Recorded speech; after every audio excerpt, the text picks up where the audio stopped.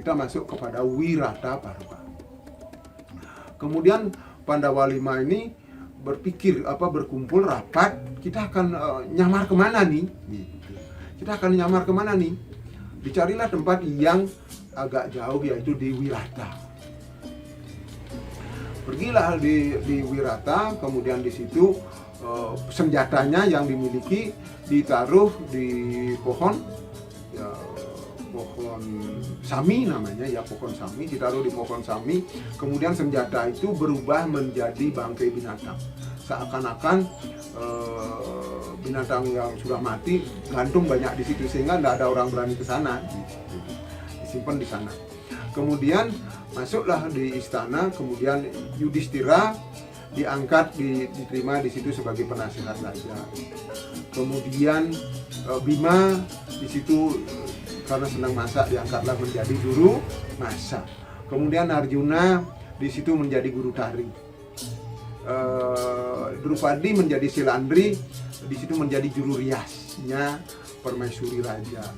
Nakula dan Sadewa dua-duanya adalah pengembala sapi, pengembala ternak, dan pengembala kuda, pelatih kuda.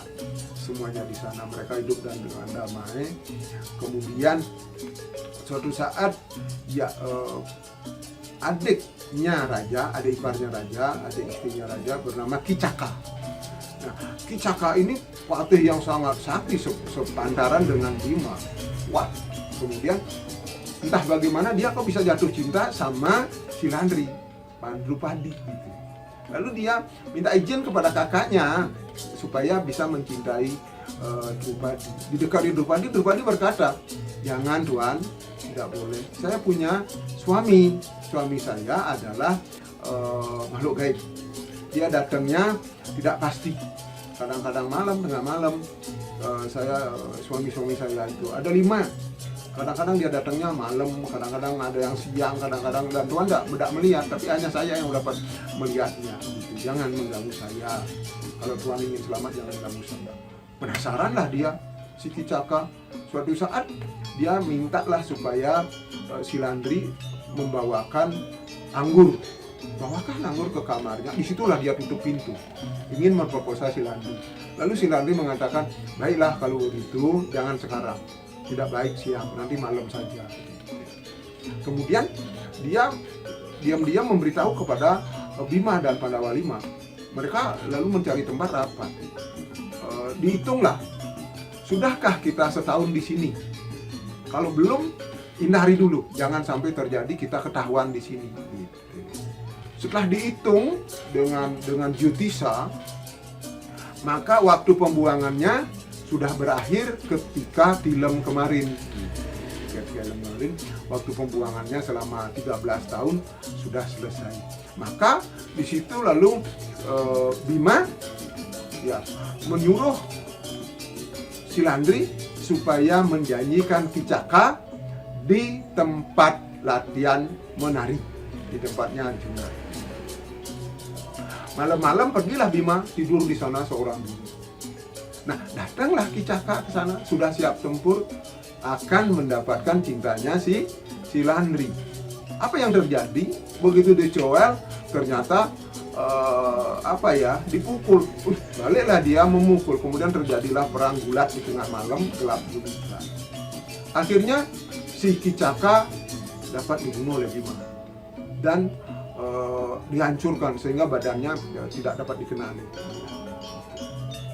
Nah, mendengar hal itu lalu tersebarlah kematian Kicaka ini yang mengerikan, dan tidak ada orang tahu siapa yang membunuh. Si Bima biasa masak seperti biasa pagi-pagi, semuanya biasa, seakan-akan tidak terjadi apa-apa gitu. Tapi Kurawa curiga, Duryodhana curiga. Yang bisa membunuh Kicaka adalah Bima dan aku. Nah, pasti ini Bima yang melakukan. Gitu. Berarti dia ada di negeri sana. Maka datanglah ke sana beramai-ramai, kemudian dengan kegiatan untuk merampok. Yang dirampok adalah Nakula dan Sadewa dari Wirata yang kemudian sedang mengembalakan sapi, maka sapinya semua dijarah oleh pasukan Korawa. pulanglah Nakula dan Sahadewa melaporkan hal itu. Wah, Bima dan Arjuna lalu, ayo kita ambil alih. Kemudian Arjuna meminta Uttara, putra mahkota, untuk ikut membebaskan lembu-lembu itu. Begitu sampai di medan perang, Uttara ketakutan. Yang dilihat adalah Karna,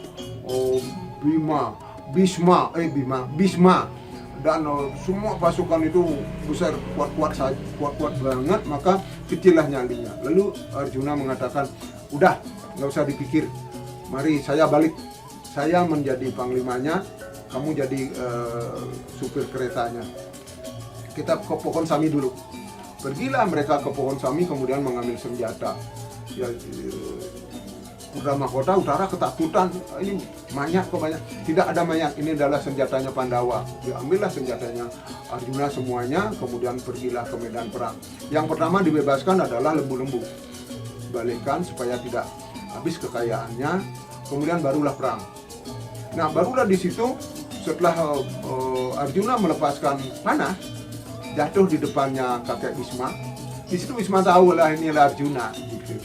Lalu Bhisma mengizinkan, silahkan gitu, silahkan berperanglah gitu. Kemudian mulailah perang itu rame. Kemudian Arjuna mengeluarkan senjatanya yang disebut senjata maya yang dapat dari surga. Keluar senjata maya, semua Korawa, pasukan Korawa tidur, semua tidur. Kalau mau dibunuh di situ semuanya, kecuali kakek Bhisma tidak terkena. Lalu oleh Arjuna disuruhlah Uttara untuk melucuti raja-raja itu. Lalu diambillah semuanya simbol kehormatan itu, dibawa di keretanya. Kemudian barulah mereka kembali ke istana. Kemudian barulah mereka ini pasukan Korawa sadar. Lalu Duryodhana teriak, serang gitu. Lalu kakek Bhisma mengatakan, apa yang mau diserang, kamu sudah kalah. Kalau Arjuna mau membunuh kamu semua tadi udah mati. Kamu udah tidur semuanya tadi. Ini aja karena Arjuna kesian kepada kita. Kita masih diberikan hidup. Coba lihat, simbol-simbol kerajaanmu ada kak? Semuanya tidak ada simbol kerajaan. Ayo kita balik pulang, kita sudah kalah. Baliklah pulang dengan lesu, dengan kalah. Kemudian Duryodhana ngotot, tidak mau. Pandawa harus dibuang lagi ke hutan selama 13 tahun. Karena waktu pembuangannya belum selesai. Gitu dalihnya.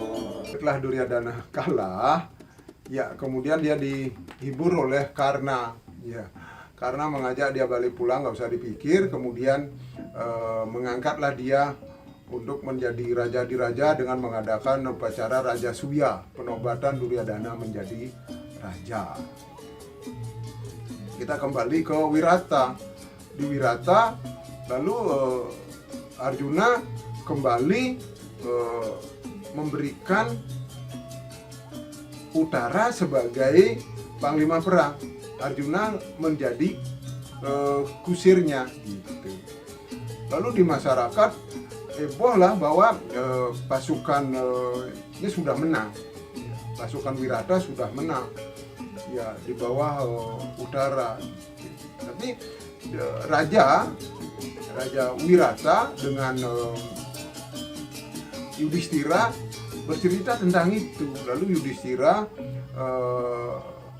mengatakan bahwa Uttara tidak bisa memenangkan sendiri, perang itu berat, Korawa itu kuat-kuat gitu. Lalu raja melukai Yudhishthira, memukul lah Yudhishthira, kemudian Yudhishthira berdarah. Silandri atau Dewi Drupadi sengaja datang dan menolong, mengobati. Datanglah Arjuna dari medan perang. Lalu dilulukanlah bahwa Uttara yang memenangkan, tapi Uttara lalu memberitahukan kepada bapaknya bahwa sesungguhnya dia tidak berbuat apa-apa, dia malah ketakutan. Yang memenangkan perang itu adalah sebenarnya Arjuna. Lalu dia bilang Arjuna lah yang memenangkan perang ini. Kusir ini adalah Arjuna yang sebenarnya, kata si Uttara. Begitu kagetlah ayahnya. Kemudian dia lalu dia minta maaf kepada Yudhistira atas segala kejadian. Kalau dari awal dia sama sekali tidak tahu kalau itu Yudhistira. Kalau dia tahu itu Yudhistira dan Pandawa, pasti diperlakukan tidak seperti itu gitu. Dikatakan bahwa saya di sini kan menyamar.